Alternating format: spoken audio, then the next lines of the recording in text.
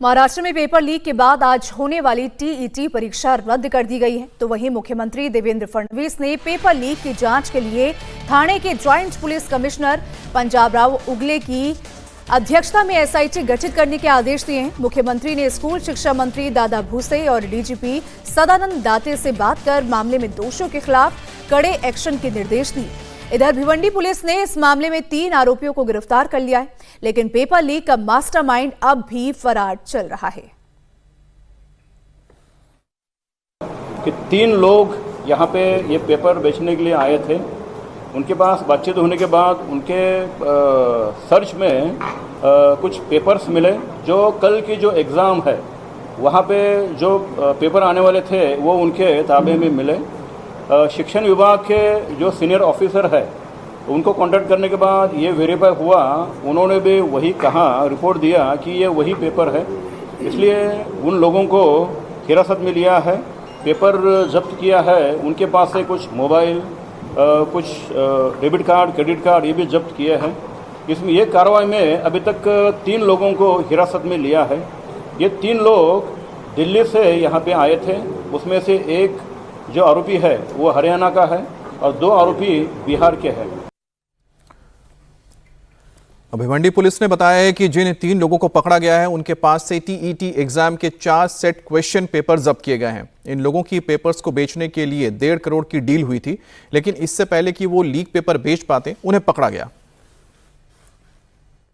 Set मिले हैं। जो बातचीत चल रही थी ट्रैप में, उनका 1.5 करोड़ की डिमांड थी। वो 1.5 करोड़ में पेपर बेचने के बाद जो लेने वाला है वो आगे अलग अलग जो बायर है उनको पेपर देने का उनकी सिस्टम थी, लेकिन उसके पहले ही हमने 3 लोगों को हिरासत में लिया है और पेपर जब्त किया। वो संभावना हमें गुरुत दी है कि बहुत बड़ा गिरोह हो सकता है। उसी एंगल से इसमें सेक्शन भी लगाया है और उसके तहत आगे की कार्रवाई हमारी चल रही है। आज होने वाले एग्जाम में 4,28,000 कैंडिडेट शामिल होने वाले थे। जिन लोगों की आज परीक्षा होनी थी उनमें पेपर लीक को लेकर भारी निराशा देखने को मिल रही है। ये मैंने देखते ही मुझे झटका लगा, क्योंकि मेरे जैसे टीईटी एग्जाम देने वाले पूरे महाराष्ट्र में 4,28,000 बच्चे हैं।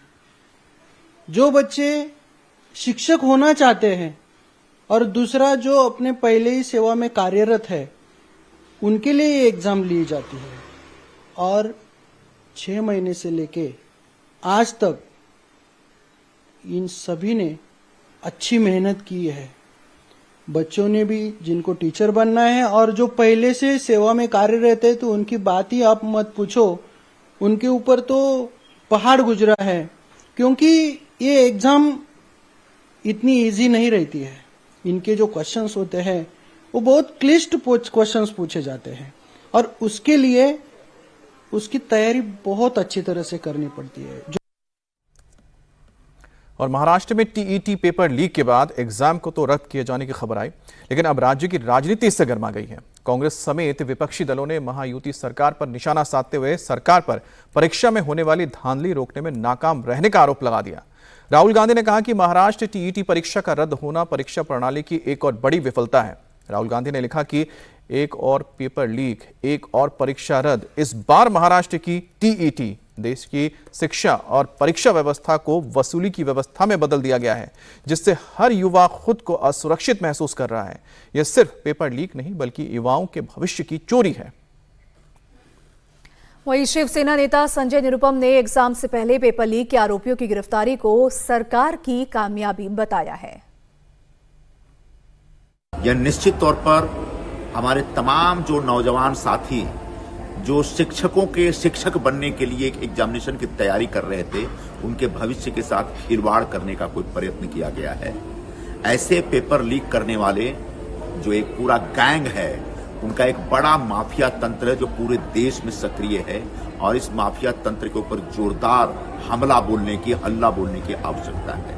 ये सिर्फ महाराष्ट्र में ऐसा नहीं है, राजस्थान में जब अशोक गहलोत की सरकार थी तब भी यही सारे लोग काम करते थे और पेपर लीक किया करते थे। अभी नीट के एग्जाम के बारे में भी हमने सुना।